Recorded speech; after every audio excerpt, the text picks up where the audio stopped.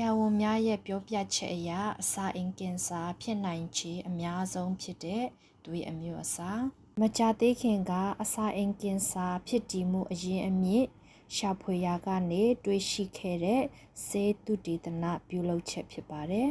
။အားလုံးသိကြတဲ့အတိုင်းအစာအိမ်ကင်ဆာဟာဆိုရင်လူနေမှုပုံစံကြောင့်အစာတောက်ကြောင့်နဲ့မျိုးရိုးဗီဇကြောင့်ဖြစ်လာတဲ့အရာဖြစ်တယ်။လေ့လာတွေ့ရှိချက်များအရအချို့သောသွေးအမျိုးအစားများဟာအခြားသွေးအမျိုးအစားတွေထက်အစာအိမ်ကင်ဆာဖြစ်ရန်ပိုပြီးတော့အလားအလာရှိပါတယ်။ဤလေ့လာတွေ့ရှိချက်ကြောင့်ယောဂပိုဖြစ်နိုင်ခြေရှိတဲ့သွေးပိုင်ရှင်အတွက်ယောဂလျင်မြန်စွာရှာဖွေရန်နဲ့ကြိုတင်ကာကွယ်နိုင်ရန်အကျိုးပြုနိုင်ပါတယ်။အစာအိမ်ကင်ဆာဒါမှမဟုတ် gastric cancer လို့လူသိများတဲ့ဒီယောဂဟာ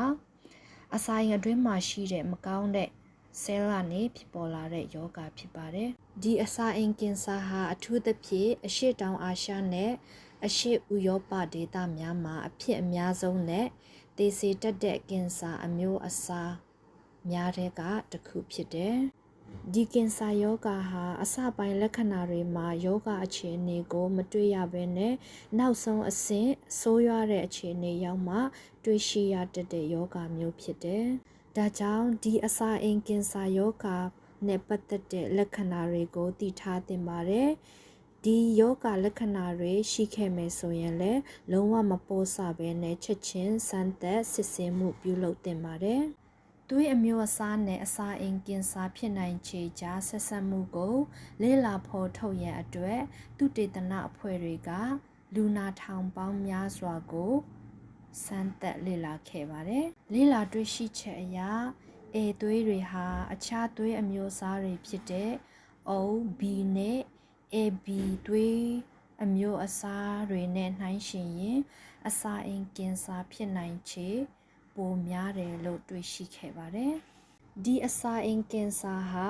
Helicobacter pylori လို့ခေါ်တဲ့ဘက်တီးရီးယားယောဂပိုးကြောင့်ဖြစ်လာတဲ့အရာဖြစ်တဲ့ဒီဘက်တီးရီးယားဟာအစာအိမ်အတွင်းပိုင်းမှာနာတာရှည်ရောင်ရမ်းမှုကိုဖြစ်စေပြီးတော့နောက်ဆုံးမှာကင်ဆာကိုဖြစ်စေပါတယ်။သွေးပိုင်ရှင်တွေရဲ့ခုခံအားစနစ်တုံ့ပြန်မှုဟာ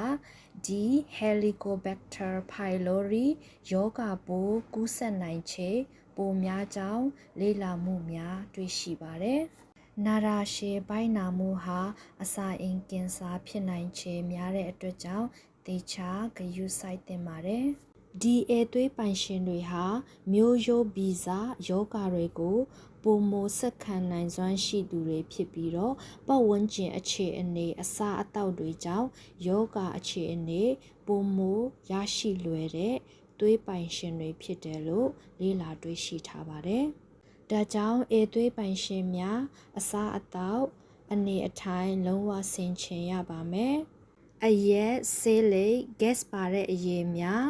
အဆက်အကျော်စာများလုံးဝရှောင်ကြဉ်သင့်ပါတယ်။ဒီသွေးအမျိုးအစားတစ်ခုတည်းကြောင့်အစာအိမ်ကင်ဆာဖြစ်နိုင်မှုများတယ်လို့မဆိုလိုပါဘူး။ဒီအစာအိမ်ကင်ဆာဟာလူနေမှုပုံစံရွေးချယ်မှုကြောင့်မျိုးရိုးကြောင့်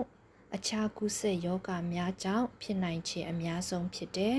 ။ကင်ဆာပိုးရောဂါဖြစ်နိုင်ခြေအများဆုံးပိုးဖြစ်တဲ့